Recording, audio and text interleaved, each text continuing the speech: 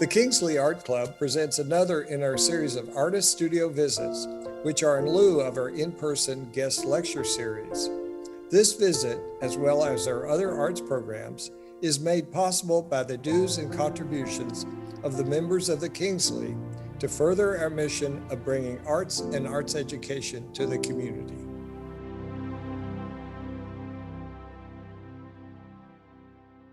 Hi, I'm Pam Saltenberger, the co-chair of the Kingsley Art Club, and I want to welcome you to the fourth in our series of virtual programs for the Kingsley Art Club. We've had some wonderful studio visits with Craig Martinez was our first.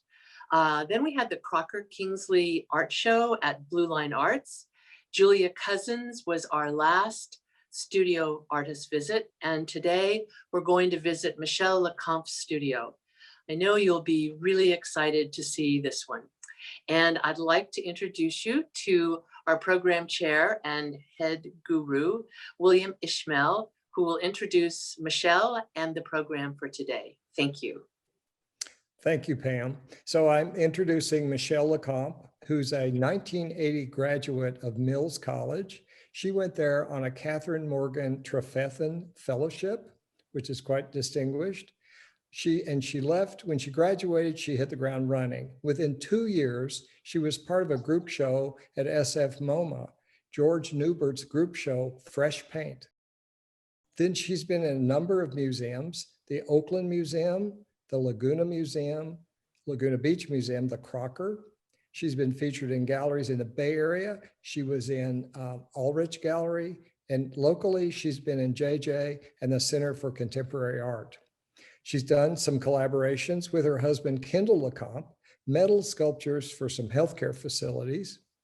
And in addition to all of that, she's been an adjunct professor at Sac City College for 30 years, retiring in 2016. So with that, I'd like to welcome all the Kingsley members and everyone else who we consider future potential Kingsley members to view our studio visit with Michaele LeCompte. Michaele. William. Hey, Michaele. Hi. How are you? Good to see you, and thanks for having us over. Oh. Good to see you, and I can't wait to see what you're working on. Well, come in. Well, thank you. Come on in. Thank you. So nice to see you out here. And what are you working on? Well, a variety of things, and I put some things out for you to good. share, and Excellent. so you can see how I work. This is a piece I just finished, and it's part of my new series. After 2020 and COVID and the election and, racism and all of that that's been just plaguing us all and weighing us down, I decided I wanted to try sort of as a protest, personal protest, to go back to an uplifting and painterly style again and see what would come out of that.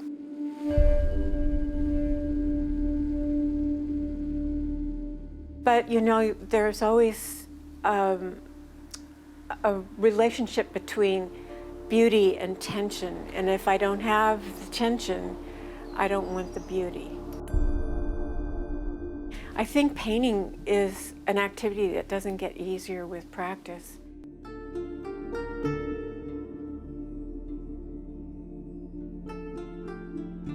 Every piece is like a new day, and my standards have risen, and I'm more critical of myself, where I used to be, oh, look, I made a pink, and now it's like it has to be tough, and it has to give me more and press the boundaries of where I have been with my painting.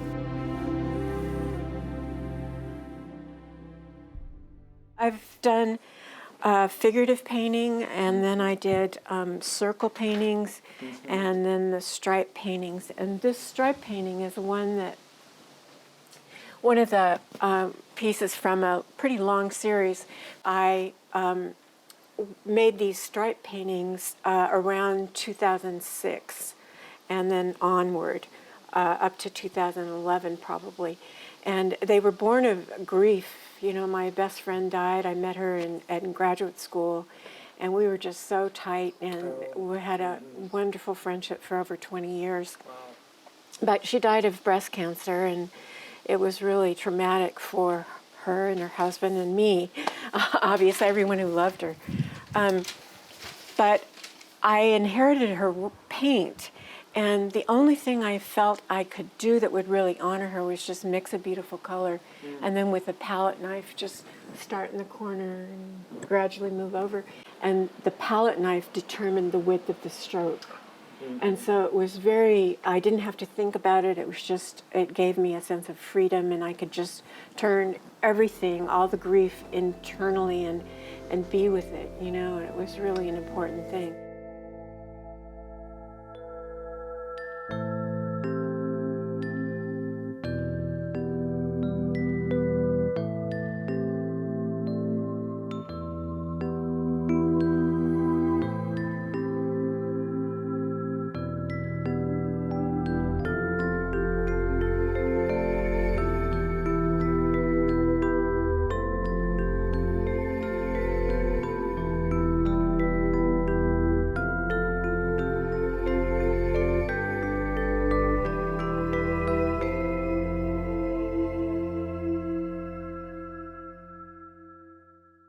My work overall is about pattern.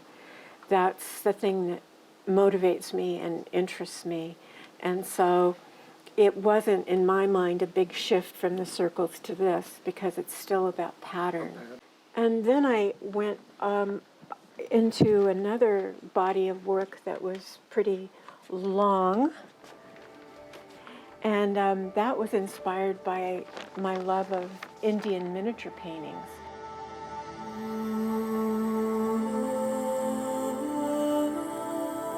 The sumptuous color and texture and pattern, and I introduced these jewels to sort of make an equivalency between that sumptuousness that I felt when I looked at those works. I remember my grandmother was, you know, she would go to the Five and Dime and buy all this shiny junk. And I just, as a kid, I would be like, oh my God, I've gone to a museum, it's fabulous.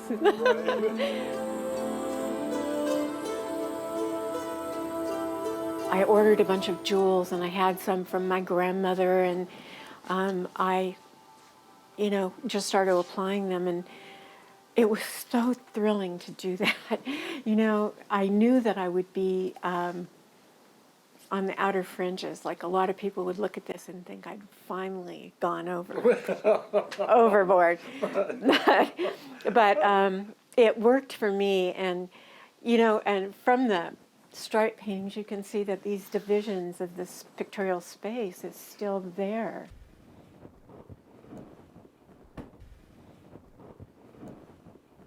This is called Tears for Everything, and it's probably the most political, you know, that I get, and it's just taking in, you know, all of that angst and all of the news, everything coming over the airwaves about, you know, climate change and all of that stuff. I've been really fortunate. I've traveled a lot in Greece, you know, and one of the images that has always stuck with me is a figure 8 shield from Minoan culture. And so this is my take on that. And these are just, I love low materials and high aspirations. And so this is like going to Michael's art store and getting these phony jewels, and then trying to figure out how to make them work for me.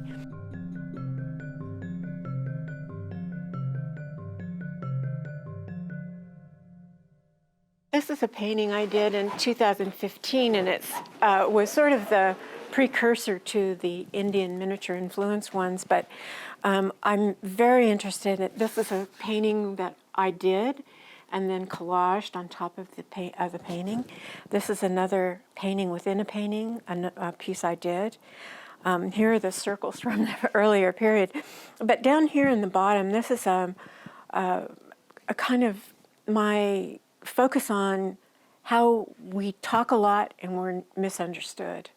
And so some of my paintings have this kind of babble reference of kind of automatic writing, and so that's kind of the where that is. The edge of that painting has a collage from a magazine on it, and my mother's name was Pearl, and so I have these layers that are personal references many times in my paintings. A friend of mine in Greece, his mother died, and she gave me, wanted me to have all of these doilies, and I knew I didn't really want to have the doilies in the paintings, but I put them down and then, made a stencil out of them. So again, that's a personal friend's relationship, and then these are the beads from my grandmother's piece.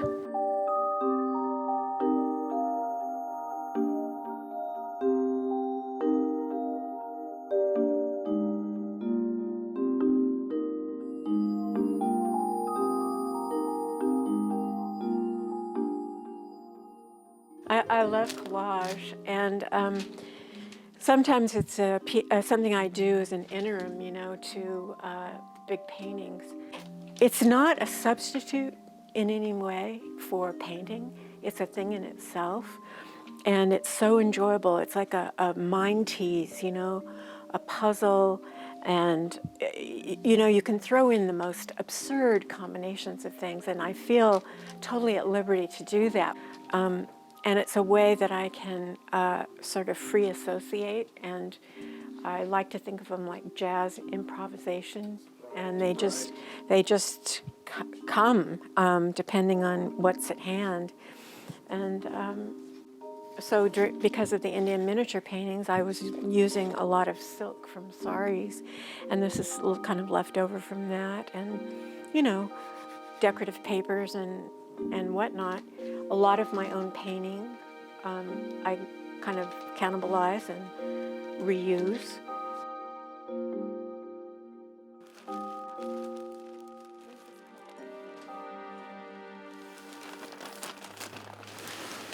Thank you. This is called Dreamland, and it's from an actual place in Margate, outside of London. So it was like this amusement park, and I wanted it to feel like flashing lights and all of that. There's a story that you've mentioned about when you were young and how you got started in art in the first place. Absolutely. Which had to do with a circus, It right? did. That's right. My mother decided to paint a circus tent on one of our bedroom walls, and it was a huge wall and a huge tent. And I was probably 10 at the time. And the thing that just blew me away was how she could create something from nothing. So here was this blank wall, and presto changeo, she made this beautiful mural. And I just can't get over the idea of making something from nothing. And also the way art transformed that space. When she put that on the wall, that bedroom was a different magical place. And not only that, but it wasn't until years and years later that I figured out, I need to make art. I need to make paintings and images. And it was that experience transformed the room, but it transformed me as well.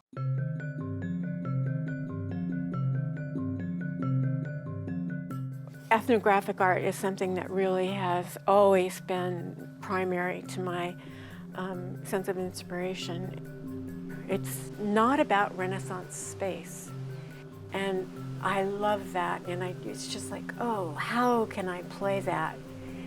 Adding all that decorative pattern that I love against that flat space, against that over-the-top assemblage of jewels and silks.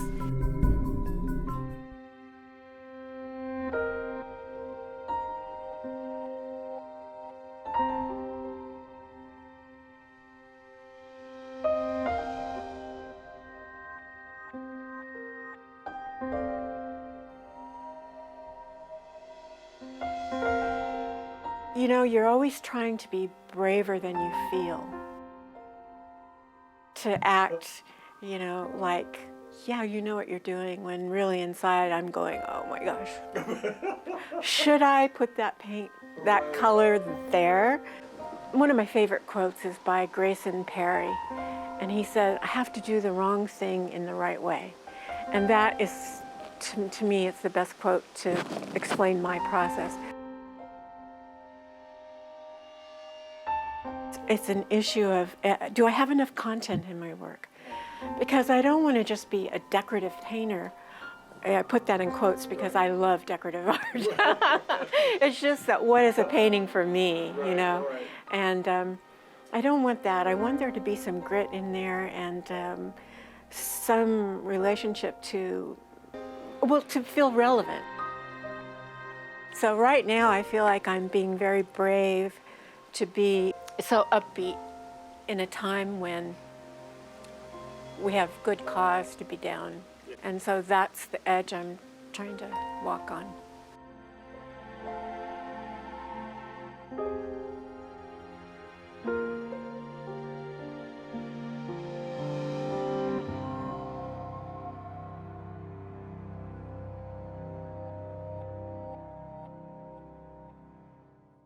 Well, I certainly am sure that you enjoyed this wonderful visit with Michaele LeCompte. She's an amazing artist, and I actually am fortunate enough to have one of her pieces in my home. So I want to talk to you all just a moment about the importance of becoming a member of the Kingsley Art Club. We do amazing work in the community, and we do that based on our dues and based on some other funding that we get. But we reach into high schools, junior colleges, the artist community. We're trying really to expand into many diverse artist areas, and your support is really important. So it's the best deal in town. It's $50 a year. So please join the Kingsley Art Club.